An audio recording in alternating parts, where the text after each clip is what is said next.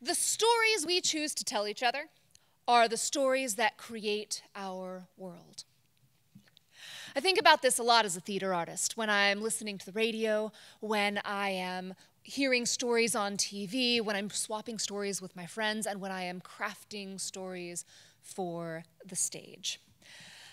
So what happens when we share the stories of women with joy and with reckless abandon? I got to ask this question when I was hired by the National Theater of Student Artists to direct their very first devised show that resulted in one performance in New York City. Devising is a little bit different than traditional theater because in devising we don't have a playwright, the performers are the playwrights, and we all figure it out together. And the key is to have an amazing starting point, and we did. This 2-volume novel, Goodnight Stories for Rebel Girls, includes 200 stories of incredible women. And we started from that. This is my ensemble. 6 women, age 14 to 21. And they were performers, but they weren't necessarily actors. We had a visual artist, a sequential artist, a drummer, a filmmaker, and one actor and a dancer. So because we have this diverse background, we actually had to start training from the beginning, and the training was the writing. We start out asking a lot of questions. How do we direct an audience's focus? How do we create a stage picture? What objects relate to the stories that we want to tell? What costumes relate to the stories that we want to tell? And how do I draw the audience's attention to it? So this jacket actually had a pair of pants that went with it.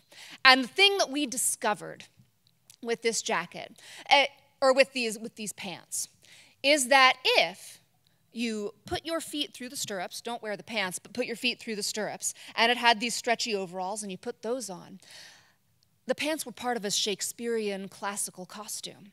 And one of the things Shakespearean classical costumes have is a codpiece. But when you put those pants on, it was a wonderful opportunity to have a villain for the story of Artemisia Gentileschi. So once we have these moments, then we have to name them.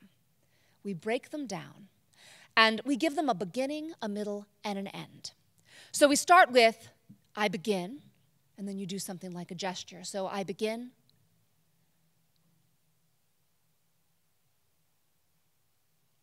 I end. And we craft a bunch of moments like that. And we start as a group to figure out what makes it work.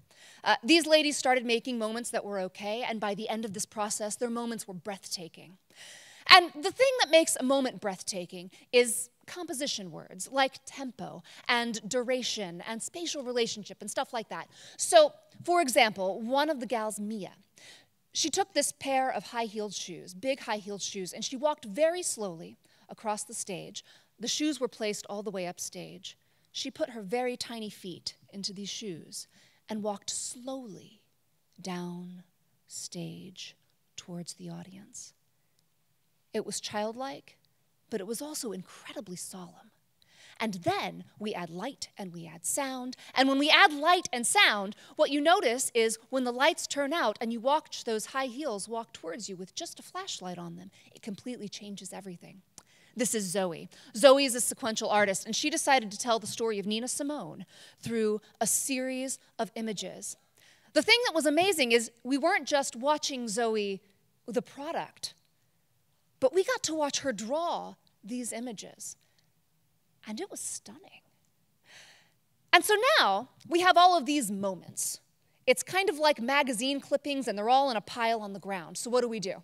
How do we make a show? I tell you what, we got 2 weeks in, and I had no idea who we were. And I was leading the project. But then 2 of them do this moment where they were chasing each other around a houseplant, and they were giggling, and it was wonderful. And I realized they were the lost girls from Never Never Land. And these were the stories that they told themselves to give them amazing dreams. This is Nadia. She learned how to drum on the streets of Bulgaria.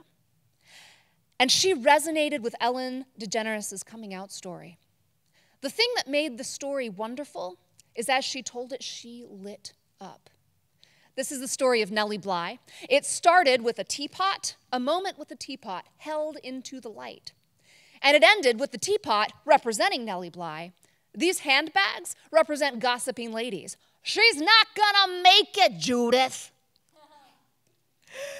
This is Elise. Elise was one of our film students. And through this project, she got to live out the life events of her role model, the visual artist, Yoko Ono. And she didn't just live out those moments, but she also did a ton of research. This is Syra. One of her mother's role models was a mathematician.